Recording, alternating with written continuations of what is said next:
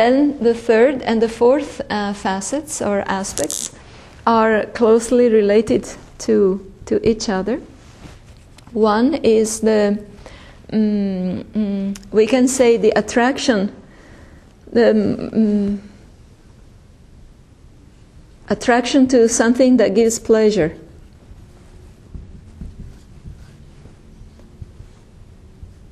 Attraction to pleasurable experiences. And the fourth one is the repulsion to painful experiences.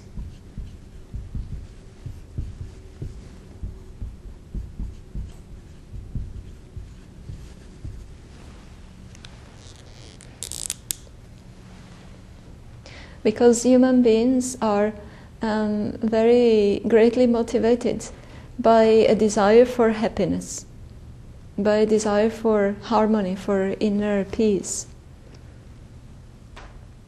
by a desire for a condition that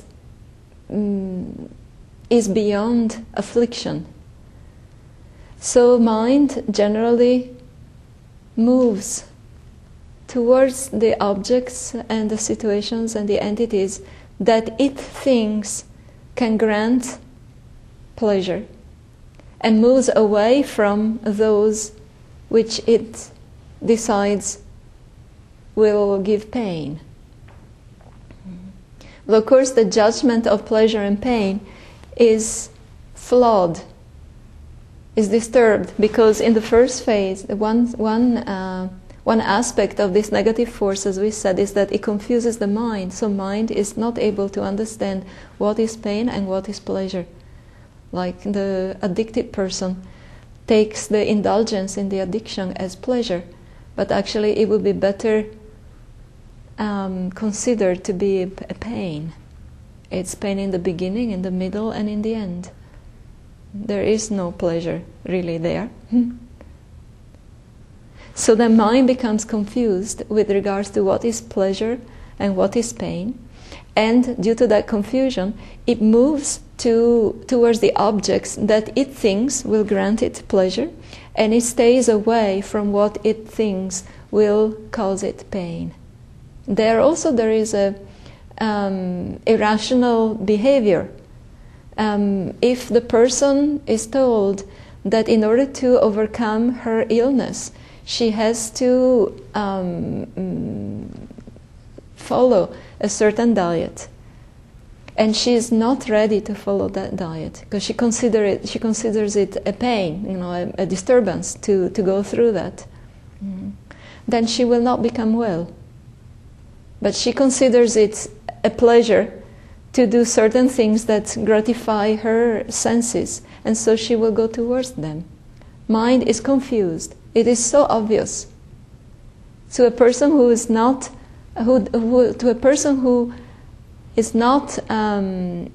enslaved by that same propensity. It is so obvious to detect it in others. It's so easy to detect it in others.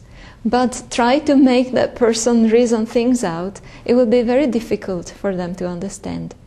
And maybe we may experience that in our personal life also. Some people have tried to make us understand something, and we were so resistant, and we were totally convinced that we were correct. And maybe years later, it dawned on us that what was told to us was not incorrect. But we didn't have the capacity, mind didn't have the openness to accept it. It was so entrenched in its own ways. But we have a tendency to move away, to run away from things which are not beautiful. For example, if you look at a photograph of dead bodies, if there is a calamity or a massacre, somebody takes a picture of something that happens in the war, in Iraq, in Afghanistan, in Gaza, and you see all these mutilated bodies. blood stained or in pools of blood, the immediate reaction is that you don't want, it's difficult to look at that, you don't want to see that. Because mind has a natural propensity towards what gives it pleasure, and that does not give pleasure. And so many people just block their minds. They don't want to know what is not pleasurable.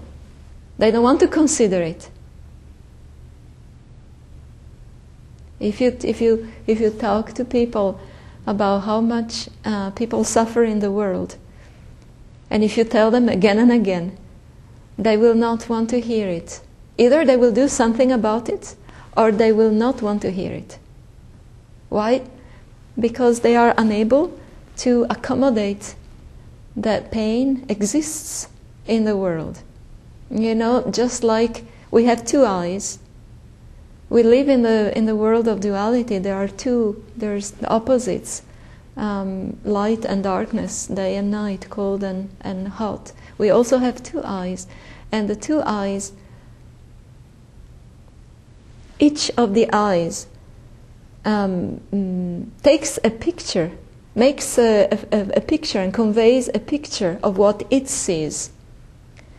What I see with this eye is different from what I see with that eye. But we look at something with both eyes, whether or not they are working well, usually. If they do work well, then the two pictures are perfectly equilibrated. But inside our mind, we get only one picture.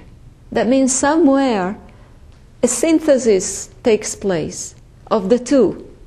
The two overlap, merge into one, and we get one. But if we were compelled to see only through one eye, the picture would not be complete. It would be narrower.